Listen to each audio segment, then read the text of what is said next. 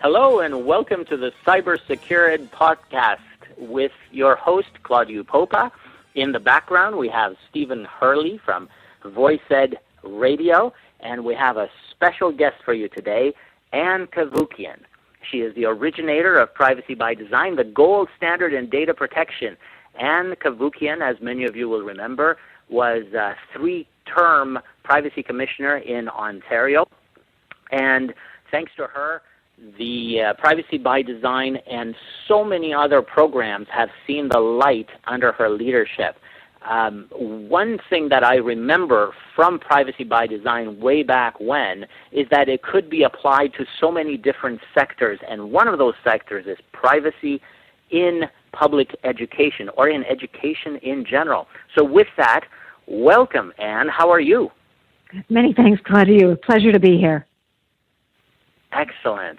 So PBD, I think, is an ideal fit for public education, but to those listeners who don't know how it would fit, we know that it's a number of principles. Can you introduce us a little bit to how those principles fit as it regards to public education or education in general? There are what I call 7 foundational principles to Privacy by Design, or PBD, and they all relate to being proactive, addressing the privacy harms up front before you have a policy in place or a program, a school program, so that you can prevent the privacy harms from arising.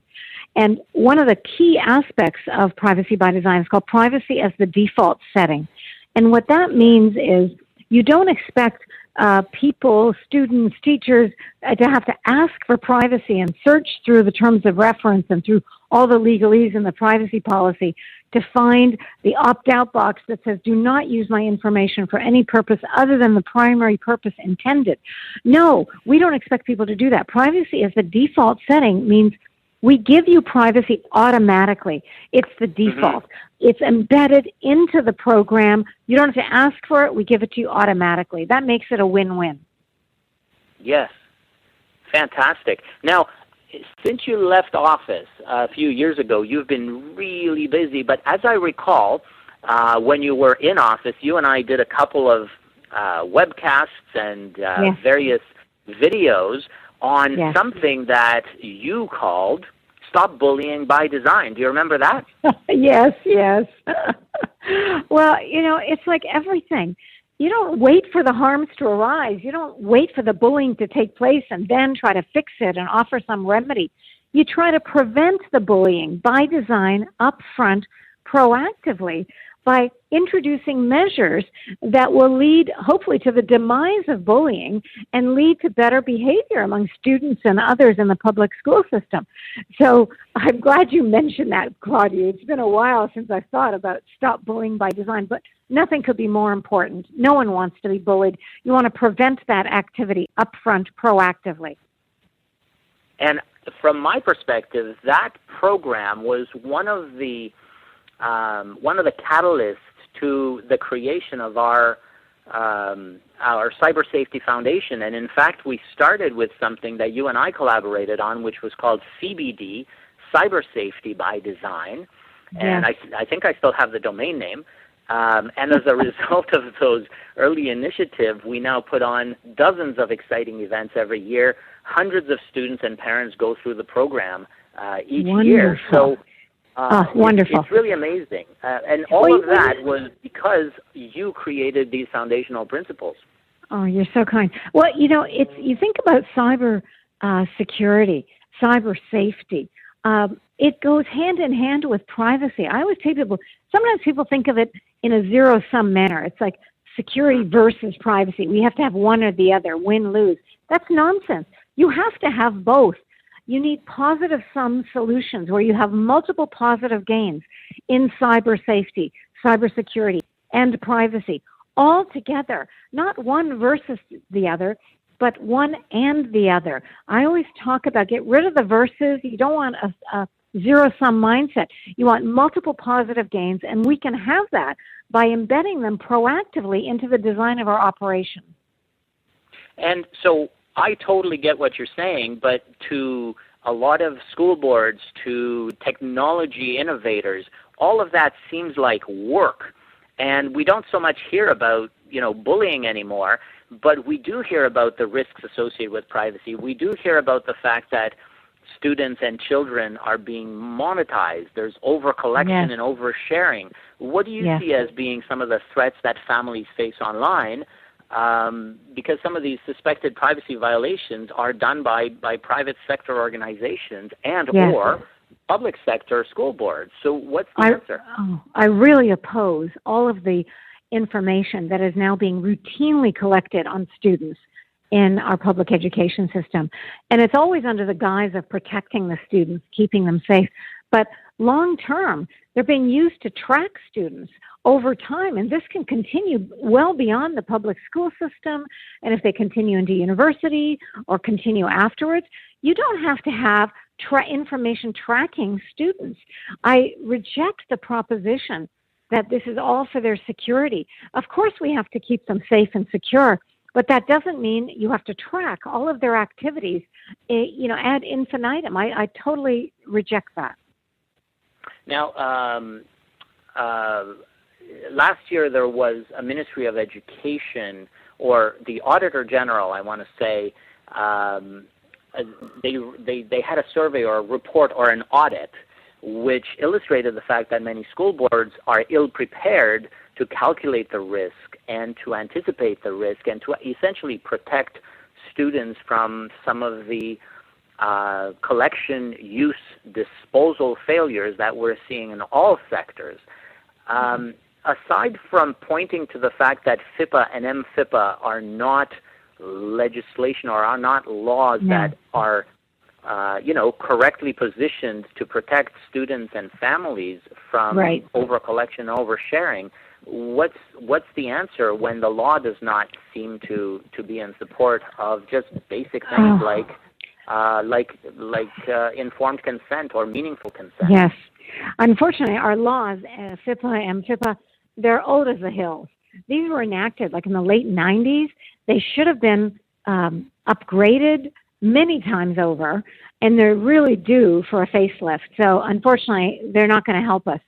I think, again, in this area, we have to rely on proactive measures that are implemented by the public school system on your own. I mean, privacy by design is not about regulatory compliance.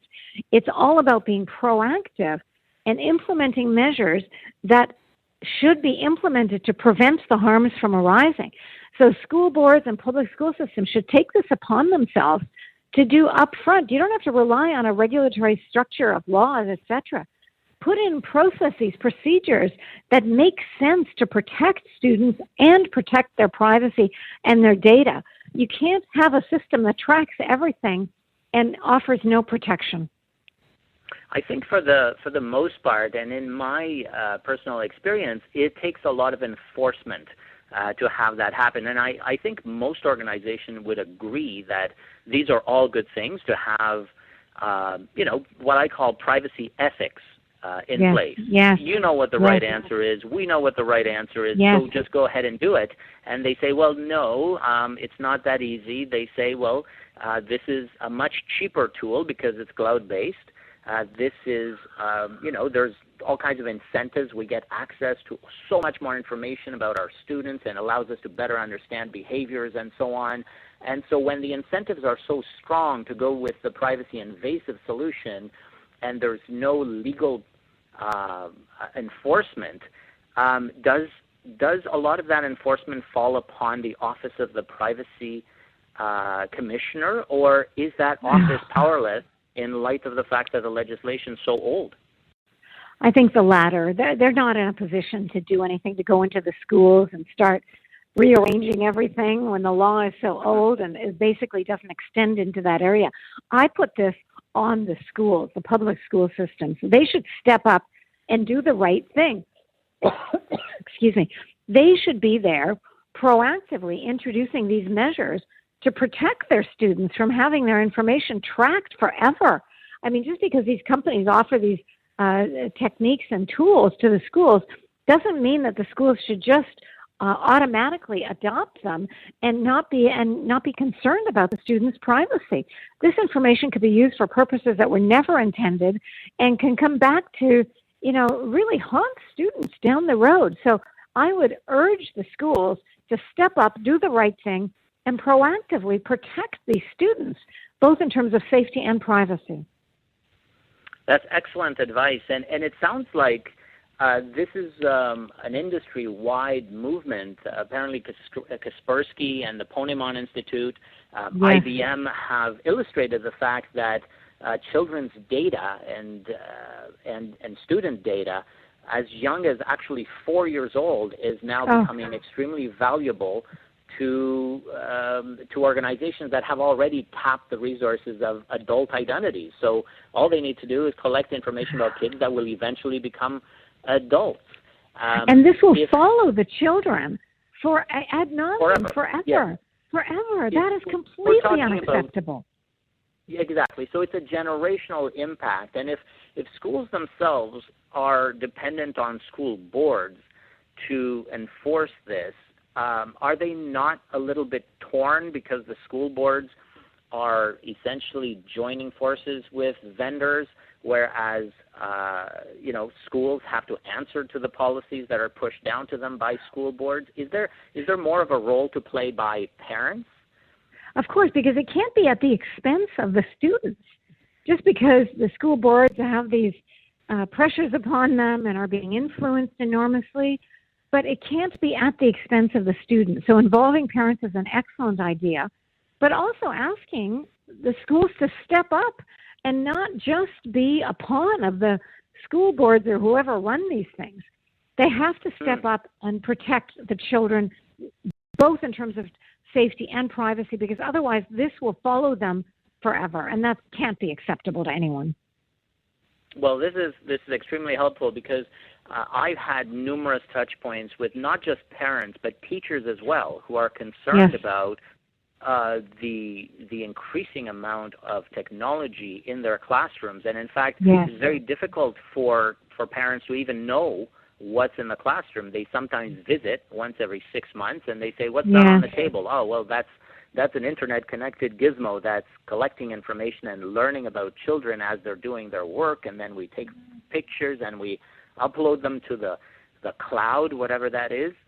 And it allows us to learn more about how kids learn, which will further optimize education in general and benefit everybody. But there's not that much of the proactive element that you speak of. It seems to be reactive, and that reaction tends to be, well, what's the worst that can happen anyway? Just look at the cool gizmo that we have that other schools don't have. That can't be acceptable. And at the very least, if they're going to collect all this information from students, they should de-identify the student information. They don't need to know what students the information is associated with. At the very least, they can strip the personal identifiers and still have the information. But they can't do this at the expense of the student's privacy. Are you familiar with the OEN, the Ontario Education Number, that schools, at least here in Ontario, that school boards use to uniquely identify students? Do you believe that is a personal identifier? Do you think that it has of course. Value as PII? Oh, it is definitely a personal identifier. And that could, I don't know how long that number stays with the students, but I'm guessing for a very long time. And that would be the ultimate tool to track a student's activities over time. Why do we find that's acceptable when adults, it's not acceptable to us adults as adults at all? I think we have to raise the privacy profile here. Well, in our so you and I were on a TV show recently, and we talked about identity fraud and identity theft, and I know that you and I were nodding in agreement to so many things that we were hearing from the audience about the issues related to identity fraud. And I recently, last year, I completed research with a university, a local university, and most people think that they've only got 1 or 2 or 3 or maybe 5 identity elements that they need to protect. They think of passwords, they think of driver's license, social insurance numbers, but we found 300. And so goodness. A lot of people have no idea just how many identity elements exist, not to mention the fact that some of those identity elements are changeable, like your credit card number, which is great because credit card companies are fairly proactive as far as identifying issues and replacing your card, but some of them stick with you for life. And absolutely, one of them is your social insurance number. Another one could be your Ontario education number or whatever your provincial ID is. And speaking with some school boards, they said, well, no, that doesn't count, or it's not personally identifiable, or this is totally something that we can share with technology vendors because it's not actually exchanging the name of the student, it's just a unique identifier. And it's totally allowed by the Education Act. It's ridiculous. Unique identifiers.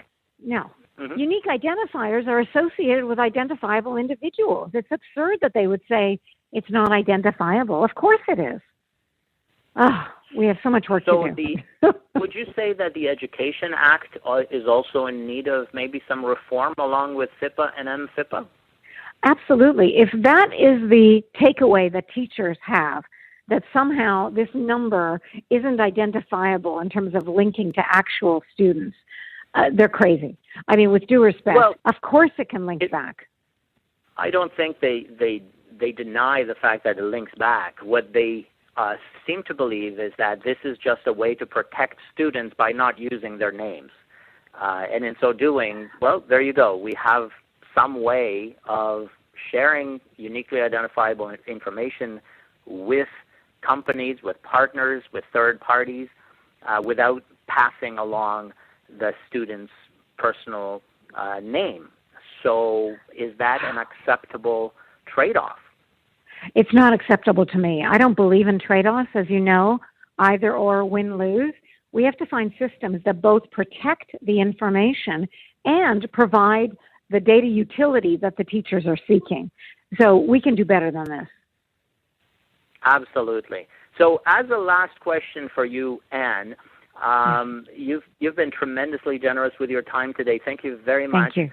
My pleasure. What are your plans going forward, and do some of those plans have to do with public education or education in general, or does privacy by design extend to the education sector at all? Of course, it does. Privacy by design extends to any area that has personally identifiable information and wishing to have data utility from the data, for example.